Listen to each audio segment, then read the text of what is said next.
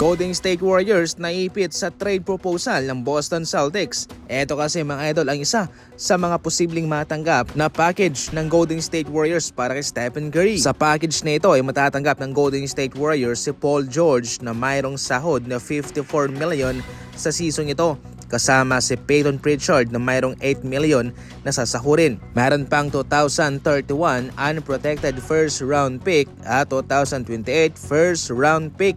Sapat na yan para mag-rebuild. Pero ang tanong, okay ba itong si Paul George? Dahil sa ngayon, makikita mo naman na sa kanyang kontrata lang, dyan lang po nakabase kung bakit siya ay iti-trade. Salary match itong si Paul George kay Stephen Curry kasama yung $8 million ni Peyton Pritchard. Mahipit ang Golden State Warriors dito dahil so far yung draft capital maganda. Pero si Paul George ay napaka-unpredictable at napaka-inconsistent pa. Sa kanyang dalawang season sa Philadelphia 76ers, sa nagdaang season lang siya nagkaroon ng disenteng numero at yung kanyang first season, wala talaga yon.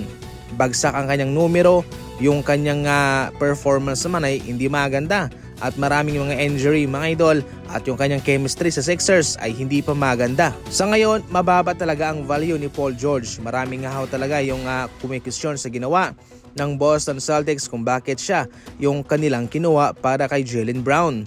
Sa ngayon, ang kanyang value na lamang ay yung kataasan ng kanyang numero, yung kanyang kontrata.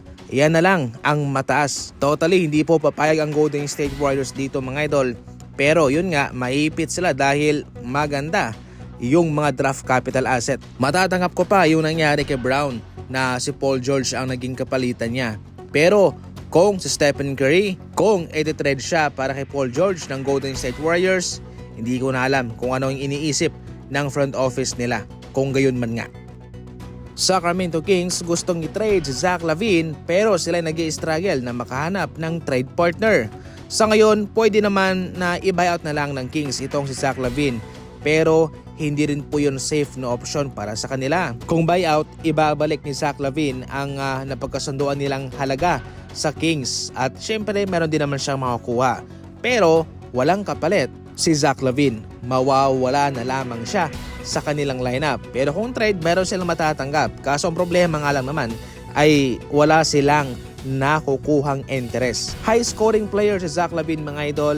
Mabigat ang kanyang kontrata, $49 million ang kanyang sasahurin sa bagong season. At ang downside lang dito ay napaka-average na defender niya. Ibig sabihin nun ay hindi pang superstar yung kanyang defensive capability.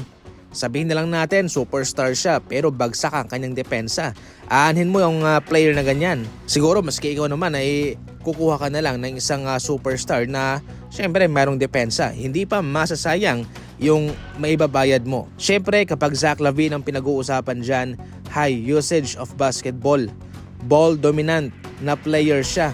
Kaya syempre iibahin niya talaga yung takbo ng laro ng isang kupunan.